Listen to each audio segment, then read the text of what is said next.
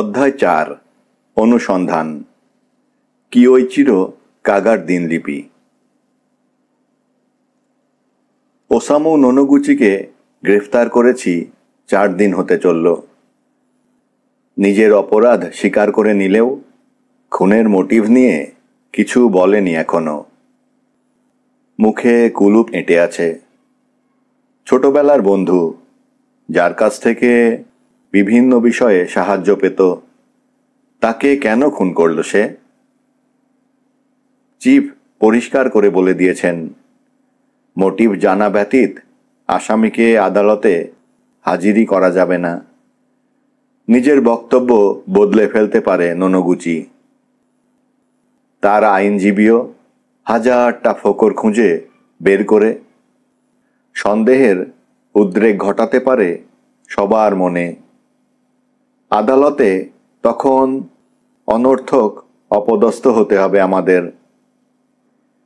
তবুও বারবার প্রশ্ন করা সত্ত্বেও তার একটাই উত্তর। হুট করে মাথায় রক্ত চড়ে যায়।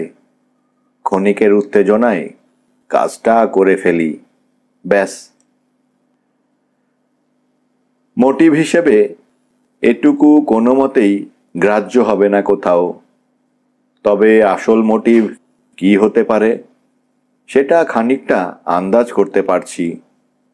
সেক্ষেত্রে প্রথম সূত্র ছিল তুষারদার বইটা। এখানে আমার বলে রাখা উচিত, মিস্টার নোনোগুচির ওয়ার্ড প্রসেসরের হার্ড ড্রাইভে আমরা পাণ্ডুলিপিটা খুঁজে পাই, যেমনটা আমি ধারণা করেছিলাম পাব। তাছাড়া সেদিন হিদাকাদের বাসায় সে যে ডিস্কে করে নতুন অধ্যায়টা নিয়ে গিয়েছিল, সেটাও পাওয়া যায় ডেস্কের ড্রয়ারে। কুনিহিকো হিদাকার কম্পিউটারের লেখার সাথে পুরোপুরি মিলে গেছে ওটুকু। তবুও আমার বিশ্বাস হয় না এই খুনটা পূর্ব পরিকল্পিত।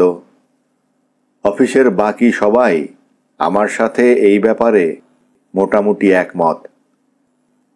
কিন্তু সেক্ষেত্রে একটা প্রশ্ন থেকেই যায়, মিস্টার নোনোগুচি পকেটে করে তুষারদার উপন্যাসের পরবর্তী অধ্যায়টা নিয়ে গেছিল কেন? হিদাকার উপন্যাসের পাণ্ডুলিপি তার কাছে গেলই বা কি করে? অবশ্য তাকে গ্রেফতার করার আগেই এই প্রশ্নটার একটা সম্ভাব্য উত্তর চিন্তা করে রেখেছিলাম। আমি মোটামুটি নিশ্চিত এই প্রশ্নের জবাব খুঁজে পেলে খুনের মোটিভটাও পরিষ্কার হয়ে যাবে।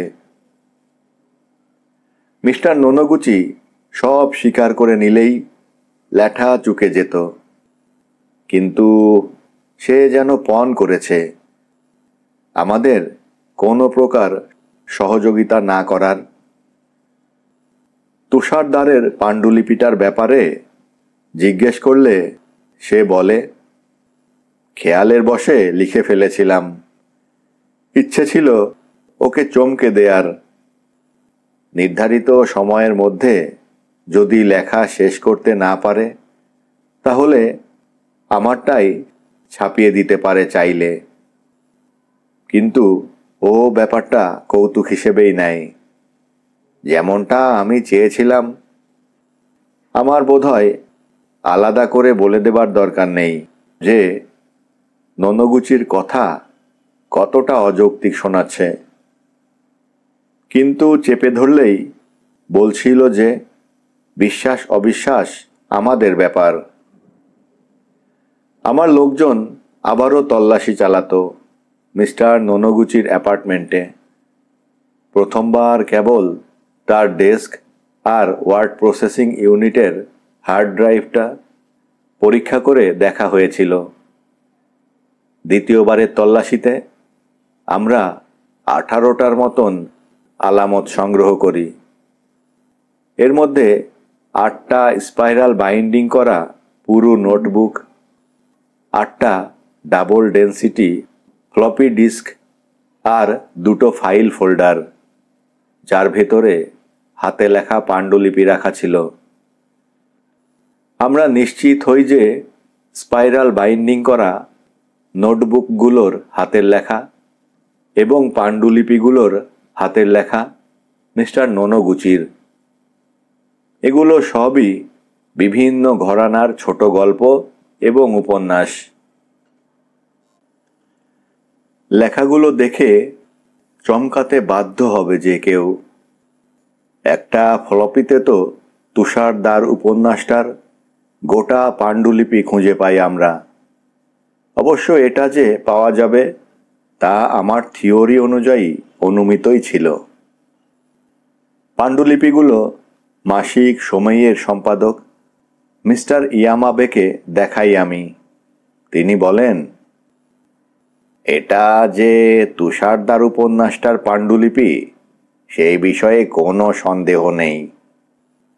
তবে গল্পটা হুবহু একই হলেও মিস্টার হিদাকার কাছ থেকে আমি যে পাণ্ডুলিপি পেতাম সেটাই কিছুটা এদিক সেদিক আছে। কিছু জিনিস যোগ করা হয়েছে, আবার কিছু বাদও পড়েছে। তাছাড়া বাক্য আর শব্দের ব্যবহারও ভিন্ন।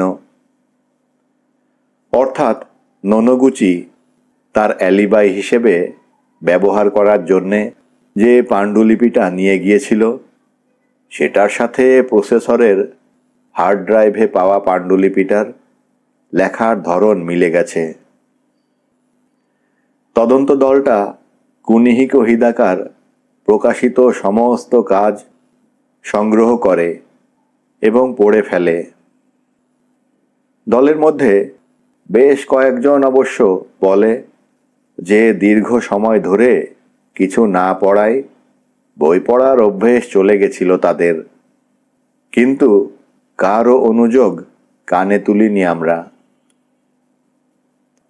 আমরা আবিষ্কার করি ওসামু নোনোগুচির অ্যাপার্টমেন্টে প্রাপ্ত হাতে লেখা 5টা পূর্ণাঙ্গ উপন্যাসের সাথে কুনিহিকো হিদাকার প্রকাশিত উপন্যাসের মিল রয়েছে।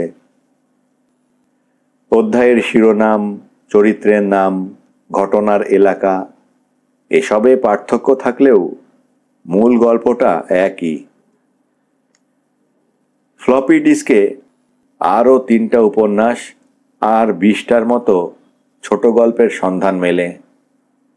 এর মধ্যে সবগুলো উপন্যাস আর 17টা ছোট গল্পের সাথে মিস্টার হিদাকার প্রকাশিত কাজের মিল রয়েছে। যে 3টা ছোট গল্পের সাথে মিল পাওয়া যায়নি সেই 3টা ছোট গল্প বাচ্চাদের গল্প হিসেবে মিস্টার নোনোগুচির নামে প্রকাশিত হয়েছে। 2টো হাতে লেখা ছোট গল্পের সাথে মিস্টার হিদাকার কোনো কাজের মিল পাওয়া যায়নি। হলদে হয়ে আসা কাগজ দেখে অবশ্য বোঝাই যাচ্ছিল এগুলো অনেক আগের লেখা। আরও বিস্তারিত তদন্ত করলে হয়তো কিছু জানা যেতে পারে। কারো বাসা থেকে ভিন্ন একজন লেখকের প্রকাশিত এতগুলো কাজের পাণ্ডুলিপি পাওয়ার ব্যাপারটা আসলেই কিন্তু বড্ড অস্বাভাবিক একটা ব্যাপার। তার উপরে হাতে লেখা পাণ্ডুলিপি আর প্রকাশিত কাজগুলোর মধ্যে ছোটখাটো কিছু পার্থক্যও আছে।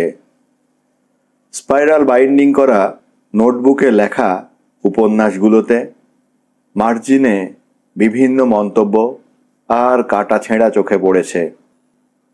দেখে মনে হচ্ছিল কাজ পুরোপুরি শেষ হয়নি।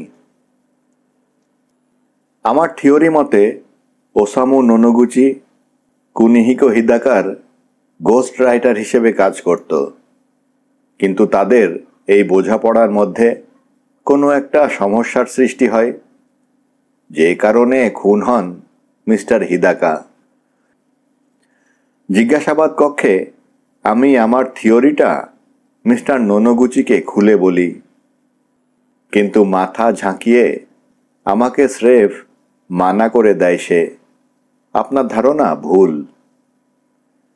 স্পাইরাল নোটবুক আর ফ্লপি ডিস্কের গল্পগুলোর ব্যাপারে জানতে চাইলে আবারও কুলুপ আটে মুখে।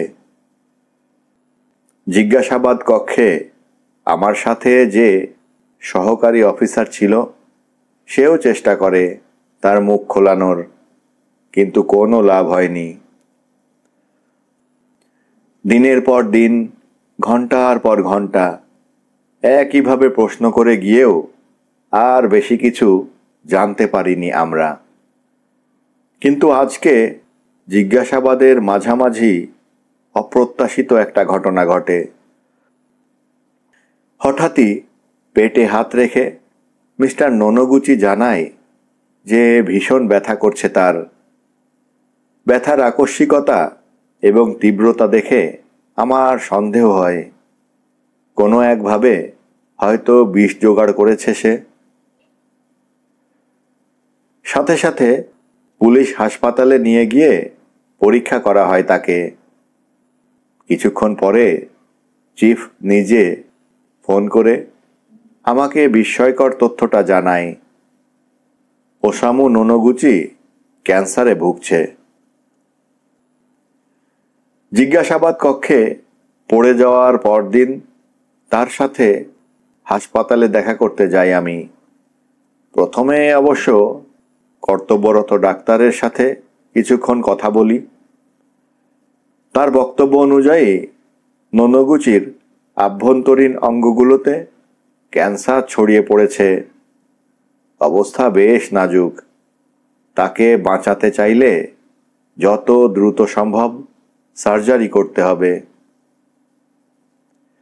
ক্যান্সারের বিষয়টা নতুন নাকি আগে থেকেই এই অসুখে ভুগছে নোনোগুচি, এই কথা জানতে চাইলে ডাক্তার বলেন, খুব সম্ভবত ক্যান্সার ফিরে এসেছে নোনোগুচির শরীরে। কথাটা শুনে অবাক হইনি, কারণ তদন্ত করতে গিয়ে আমরা জানতে পারি বছর দুয়েক আগে ক্যান্সারের কারণে পাকস্থলীর কিছুটা অংশ কেটে বাদ দিতে হয়েছে নোনোগুচির, যার কারণে বেশ লম্বা একটা সময় স্কুল থেকে ছুটিতে কাটাতে হয় তাকে। এরপর আর হাসপাতালমুখী হয়নি নোনোগুচি, যদিও ডাক্তারের ধারণা বেশ কয়েকদিন ধরেই সে বুঝতে পারছিল ক্যান্সার ফিরে এসেছে তার শরীরে। এরপর ডাক্তারের কাছে আমি জানতে চাই সার্জারি করলে নোনোগুচির জীবন বাঁচবে কিনা। প্রশ্নটা শুনে কিছুক্ষণ ভাবেন ডাক্তার, এরপর বলেন 50-50 চান্স। আর যাই হোক, এই উত্তরটা শুনতে চাইনি আমি। ডাক্তারের কাছ থেকে বিদায় নিয়ে ওসামু নোনোগুচির সাথে দেখা করতে যাই আমি। একটা প্রাইভেট রুমে রাখা হয়েছে তাকে।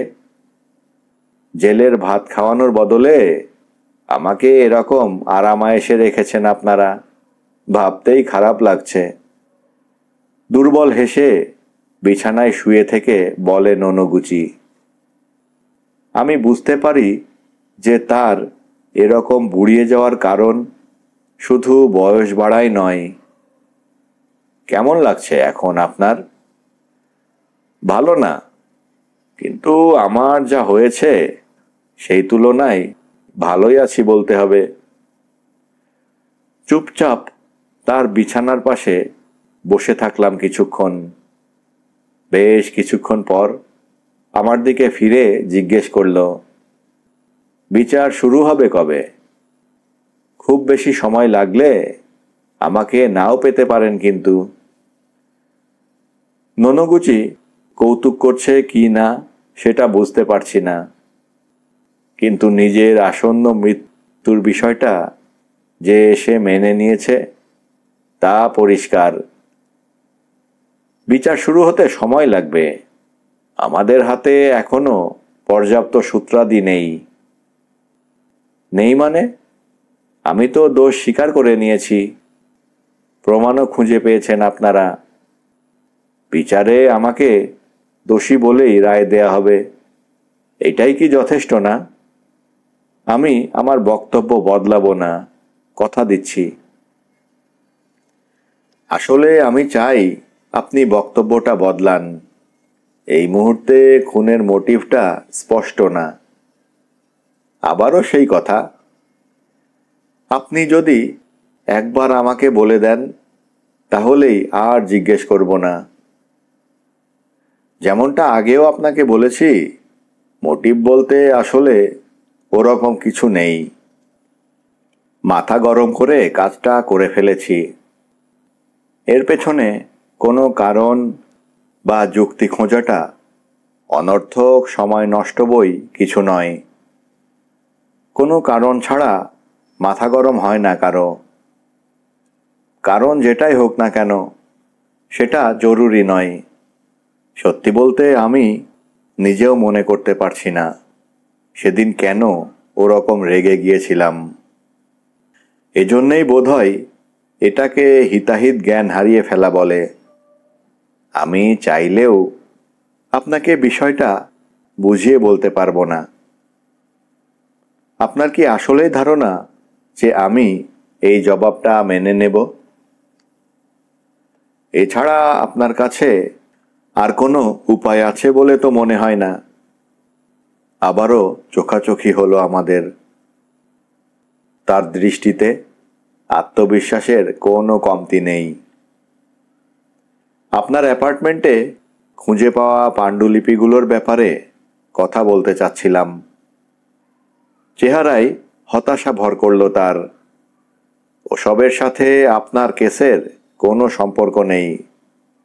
এভাবে সব কিছু একসাথে জোড়া দেওয়ার কোনো দরকার দেখছি না আসলেই।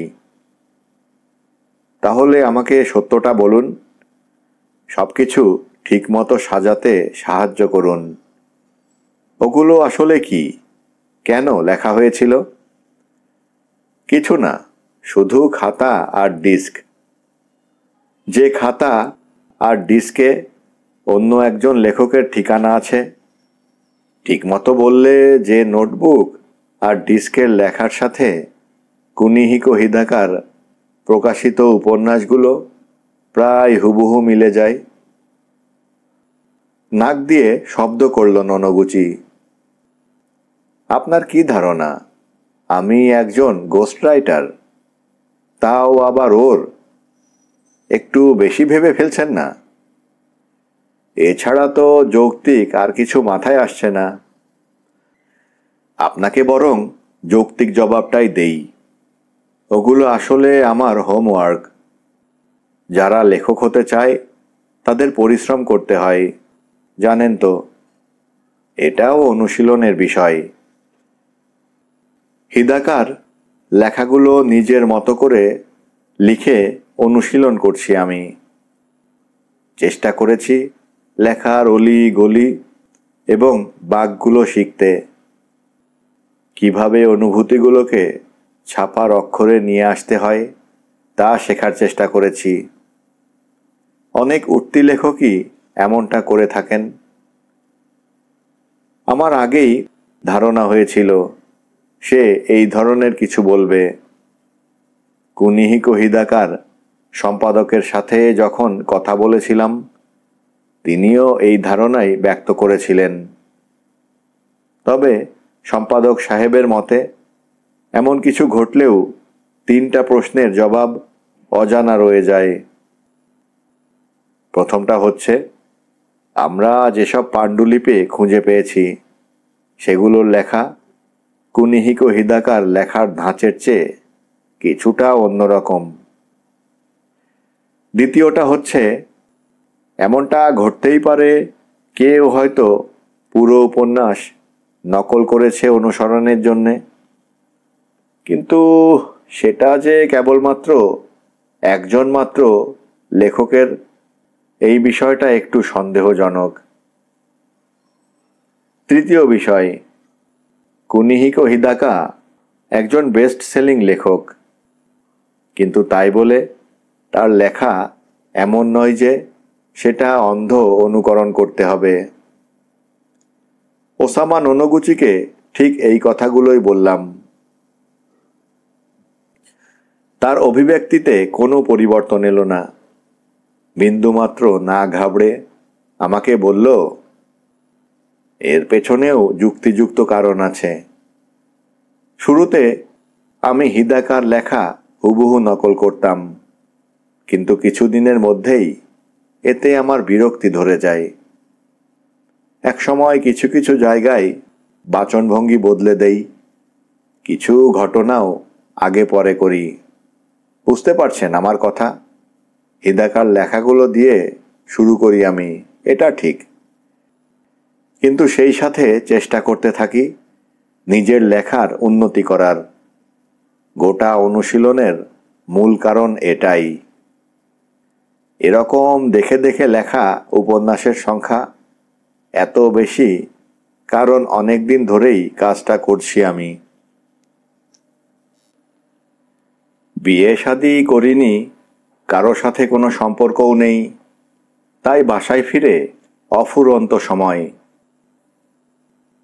আর আপনার শেষ কথাটার প্রেক্ষিতে বলবো, হ্যাঁ, হিদাকার লেখা হয়তো একদম আদর্শ নয়, কিন্তু ওর লেখায় সহজাত এবং ঠাস বুনট একটা ভাব আছে, যে কেউ পড়ে সহজেই বুঝতে পারবে। ওর লেখা যে এত বেশি সংখ্যক মানুষ পড়ে, সেটাই কিন্তু এর প্রমাণ। ওসামু নোনোগুচির ব্যাখ্যা একদম ফেলনা নয়, কিন্তু এখান থেকে আরেকটা প্রশ্নের উদ্রেক ঘটে। যদি এসব সত্যিই হয়ে থাকে, তাহলে আগে কেন কিছু বলল না সে? বরং অ্যাপার্টমেন্টে লেখাগুলো খুঁজে পাওয়ার পর থেকে জিজ্ঞাসাবাদ কক্ষে জ্ঞান হারানো অবধি মুখে কুলুপ এঁটেছিল। এমনটাও হতে পারে যে হাসপাতালে শুয়ে শুয়ে নতুন এই ফোন দিয়ে এঁটেছে। এটা যদি সত্যি হয়েও থাকে, তাহলে প্রমাণ করা হবে অত্যন্ত কঠিন। এই পর্যায়ে কৌশল বদলানোর সিদ্ধান্ত নিলাম আমি। আরেকটা সূত্র হাতে এসেছে আমাদের, এবারে সেটা ব্যবহারের সময়। ওসামুর ডেস্ক ড্রয়ারে আমরা বেশ কয়েকটা মেমো পেয়েছি। সেখানে একটা গল্পের খসড়া করা আছে। চরিত্রগুলোর নাম থেকে এটা নিশ্চিত যে খসড়াটা তুষারদার উপন্যাসের অপ্রকাশিত অংশের। এখনো লেখা হয়নি ওটুকু। এটার ব্যাখ্যায় সে বলেছে, এটাও অনুশীলনের অংশ মাত্র। পাঠকেরাও কিন্তু অনুমানের চেষ্টা করে যে গল্প কোন দিকে এগোচ্ছে। আমি সেটাই লিখে বোঝাবার চেষ্টা করছিলাম আর কি। কিন্তু আপনি তো শিক্ষকতার পেশা ছেড়ে দিয়ে পুরোপুরি লেখায় মনোনিবেশ করেছেন, তাই না? তাহলে এখনো অন্য একজন লেখকের লেখা অনুকরণ করছেন কেন? চাইলেই তো আপনি নিজের গল্প নিজেই লিখতে পারেন। ভুল বললাম? বোকার মতো কথা বলবেন না। এখনো অনেক কিছু শেখার বাকি আছে আমার।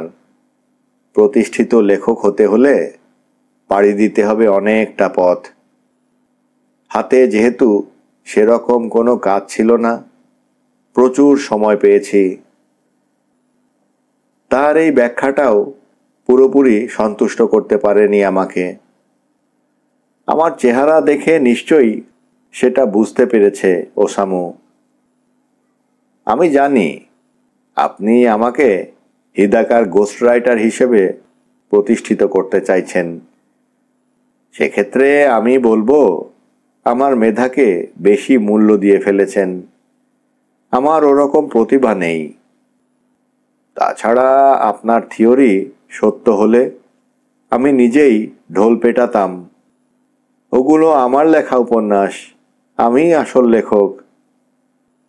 আমি উপন্যাসগুলো লেখিনি, বিশ্বাস করুন।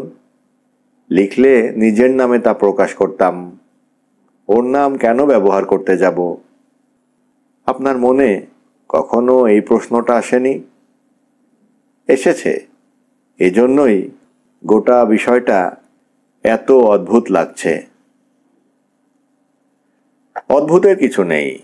আপনি আসলে শুরুতেই ভুল একটা অনুমান করে নিয়েছেন, আর সেই কারণেই ঠিকভাবে দেখতে পারছেন না কোনো কিছু।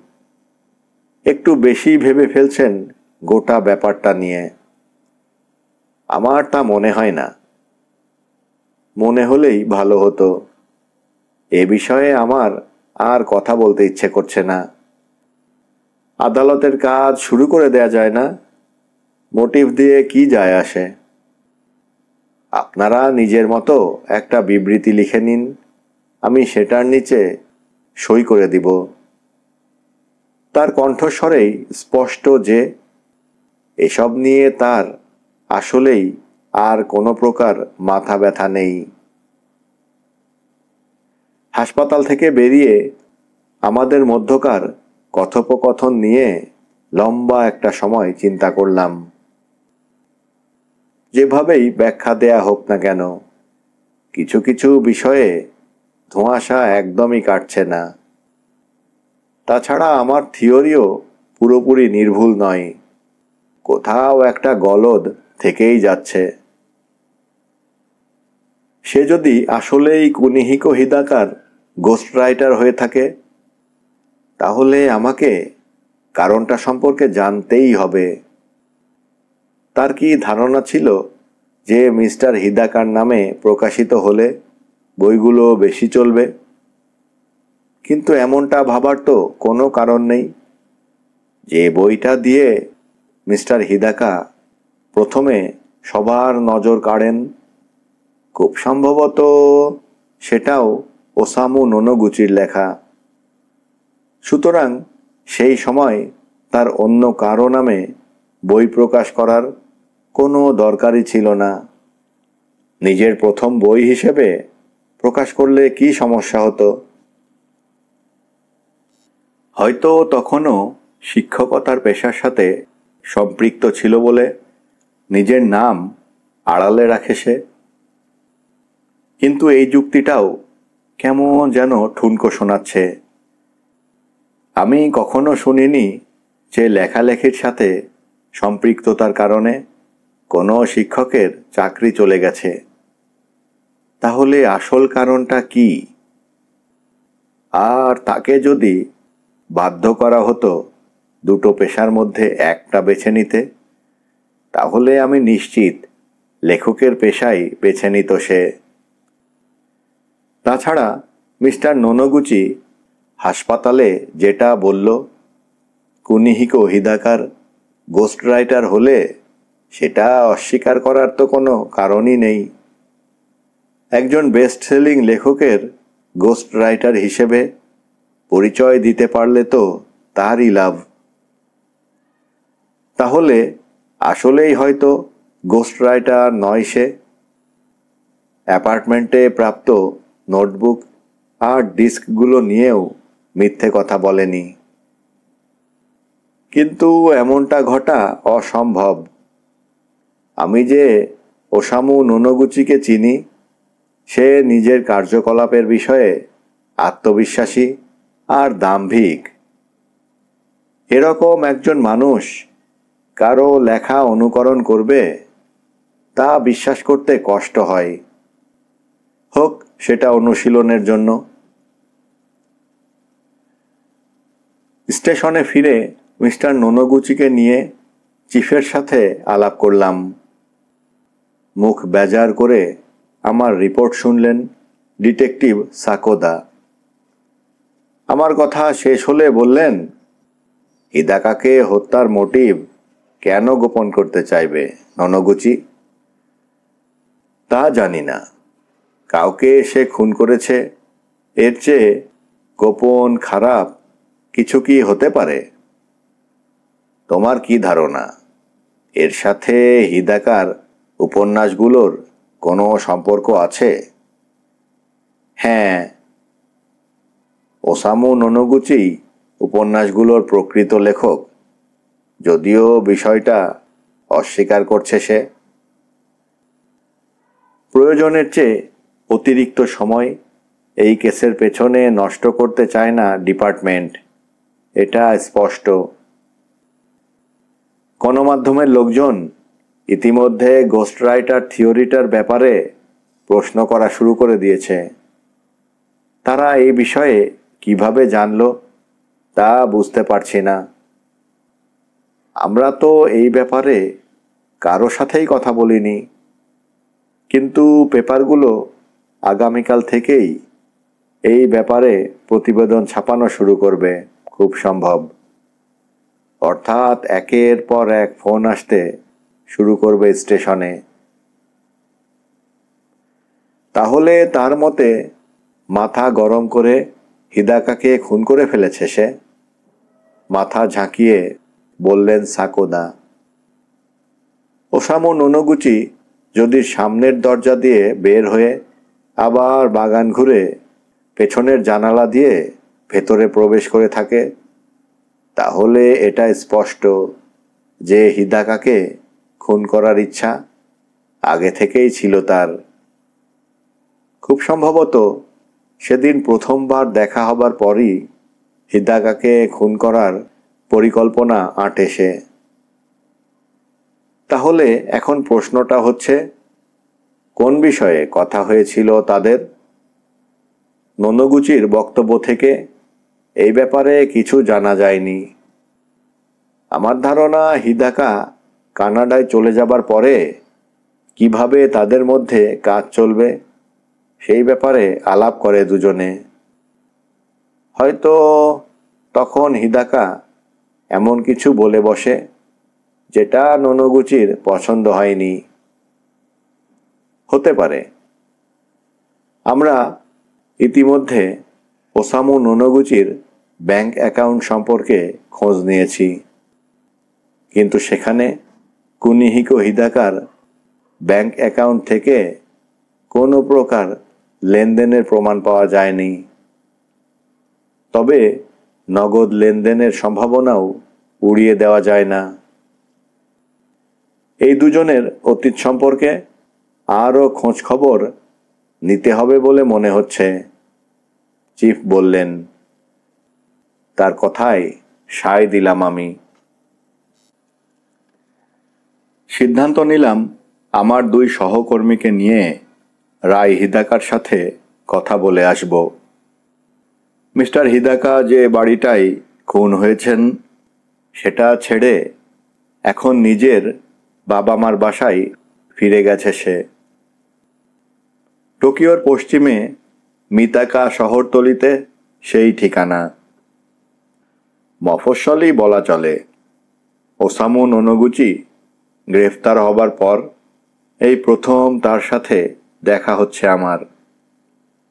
চিফ অবশ্য আগেই ফোন করে তাকে বলে দিয়েছেন আমাদের যাওয়ার কথা, তবে আমার গোস্ট রাইটার থিওরির বিষয়ে কিছু জানাননি। তবে সাংবাদিকদের কল্যাণে কিছু না কিছু অবশ্যই শুনেছে রাই হিদাকা। তাদের যেরকম ছোঁকছোক করা স্বভাব, নিশ্চয়ই কয়েক হাজার বার ফোনও দিয়ে ফেলেছে ইতিমধ্যে। আমরা তাকে কিছু প্রশ্ন করব তো বটেই, আমাদের জন্যেও নিশ্চয়ই প্রশ্নের অভাব নেই তার কাছে। মিতাকার বাড়িটায় পৌঁছানোর পর সংক্ষেপে তাকে সব কিছু খুলে বলি। মিস্টার নোনোগুচির অ্যাপার্টমেন্টে যে পাণ্ডুলিপিগুলো খুঁজে পেয়েছি সেগুলোর ব্যাপারে জানালাম ভদ্রমহিলাকে। শুনে অবাকই হলো রাই।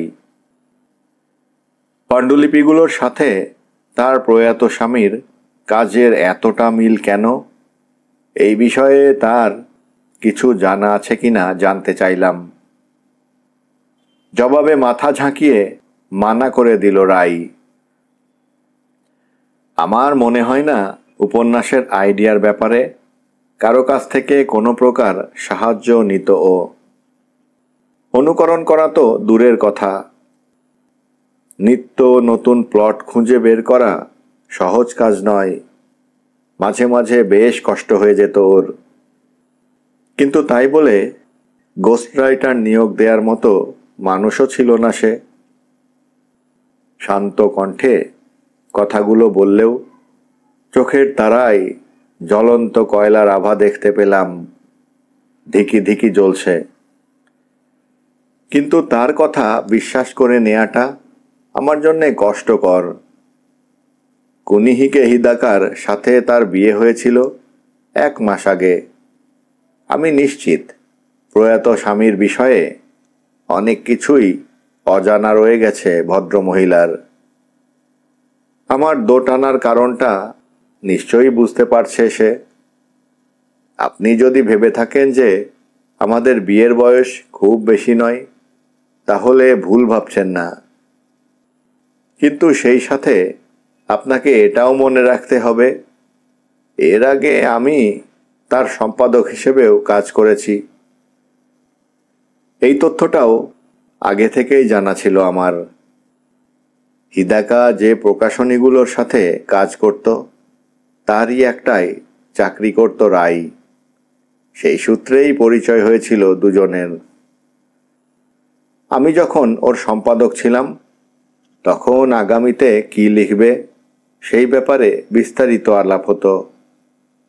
কেবলমাত্র একটা বইয়ের সম্পাদনার ক্ষেত্রেই আমি সাহায্য করেছিলাম ওকে।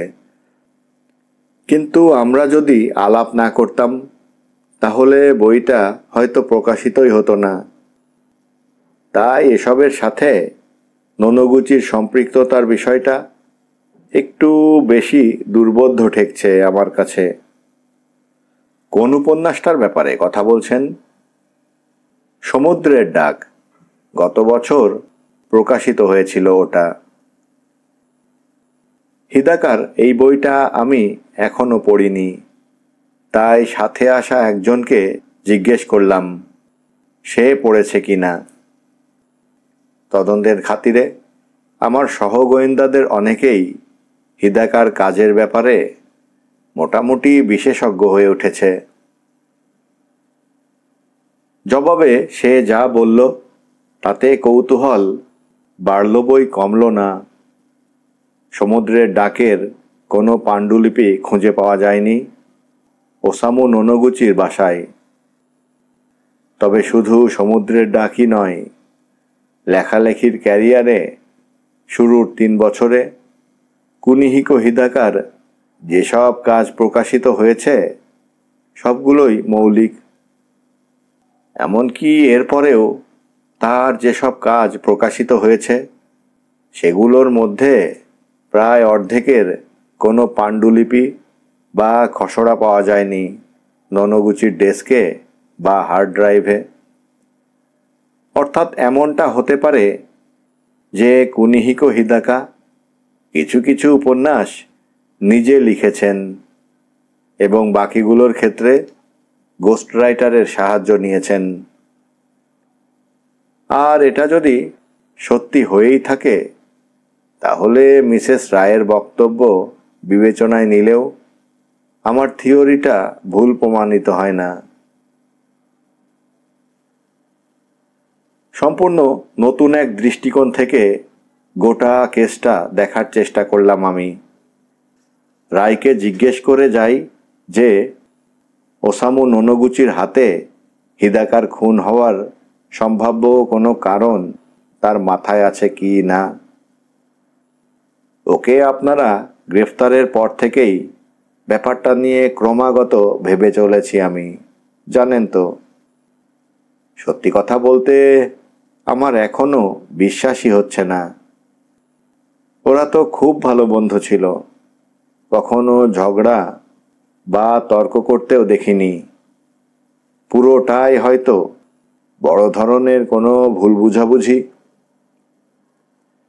রায়ের চেহারা দেখে মনে হচ্ছে না কোনো প্রকার অভিনয় করছে সে। যা বলার মন থেকেই বলছে। তার সাথে আরও টুকটাক কথা বলে বিদায় নিলাম। আমরা বের হচ্ছি এই সময় ধূসর মলাটের একটা বই আমার দিকে বাড়িয়ে দিল রায় হিদাকা। তার মনে নিশ্চয়ই ঘুরছে যে আমার নিজের সমুদ্রের ডাক বইটা পড়া উচিত। তাহলে আর কুনিহিকো হিদাকার প্রতিভা নিয়ে কোনো প্রশ্ন তুলব না। সেই রাতেই বইটা শুরু করি আমি। কিছুদিন ওসামু নোনোগুচিকে যখন জিজ্ঞেস করেছিলাম হিদাকা কোনো রহস্যোপন্যাস লিখেছে কি না, তখন এই বইটার নামই বলেছিল সে।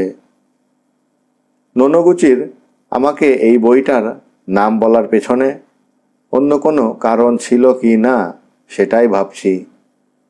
হিদাকার প্রকাশিত যে বইটার সাথে তার কোনো সম্পৃক্ততা নেই, হয়তো সেটা ইচ্ছে করেই পড়তে বলেছিল আমাকে। সমুদ্রের ডাকের গল্পটা এক বয়স্ক লোক এবং তার তরুণী স্ত্রীকে নিয়ে লেখা। লোকটা একজন চিত্রশিল্পী এবং তার স্ত্রী হচ্ছে মডেল। এক পর্যায়ে চিত্রশিল্পীর সন্দেহ হতে থাকে যে তার স্ত্রী হয়তো পরকীয়ায় জড়িয়ে পড়েছে।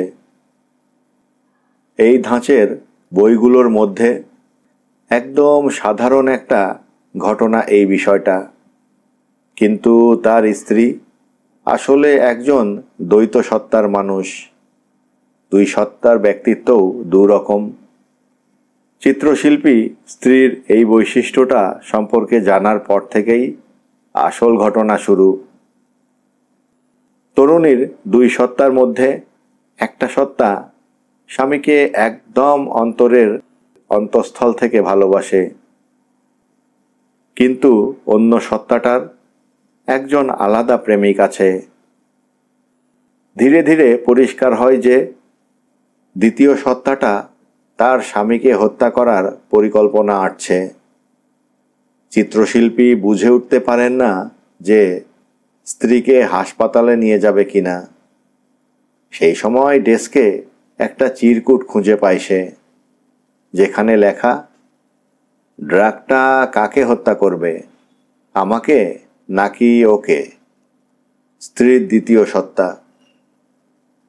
চিরকুটটা চিত্রশিল্পীর দ্বিতীয় সত্তার লেখা। বার্তাটা পরিষ্কার। চিকিৎসায় তার মাল্টিপল পার্সোনালিটি ডিসঅর্ডার ঠিক হলেও যে সত্তাটা রয়ে যাবে তা চিত্রশিল্পীকে ভালোবাসবে কি না। গোটা বিষয়টা নিয়ে ভীষণ দুশ্চিন্তায় ভুগতে শুরু করে চিত্রশিল্পী। রাতে দুঃস্বপ্নও দেখে এ ব্যাপারে। এসব স্বপ্নে মুখে মধুর একটা হাসি বুলিয়ে শোবার ঘরে প্রবেশ করে তার স্ত্রী। কিছুক্ষণ পর খুলে দেয় জানালাটা। সেই জানলা গলে উদ্যত ছুরি হাতে ঘরে প্রবেশ করে আততায়ী। কিছুক্ষণের মধ্যে আততায়ীর চেহারার জায়গায় ভেসে ওঠে তার স্ত্রীর মুখটা। এই পর্যায়ে ঘেমে নে ঘুম ভেঙে যায় চিত্রশিল্পীর। শেষ অবধি আসলেও তাকে আক্রমণ করে বসে তরুণী স্ত্রী। আত্মরক্ষার সময় ভুলক্রমে স্ত্রীকে পাল্টা জখম করে চিত্রশিল্পী। তার হাতের উপরেই শেষ নিঃশ্বাস ত্যাগ করে তরুণী। একদমই শেষ মুহূর্তে চোখের দিকে তাকিয়ে চিত্রশিল্পী বুঝতে পারে তার স্ত্রীর এই সত্তা তাকে অন্তর থেকে ভালোবাসে। তাহলে চিত্রশিল্পীর হাতে যে প্রাণ হারালো সে কি মন্দ নাকি ভালোর প্রতিনিধি?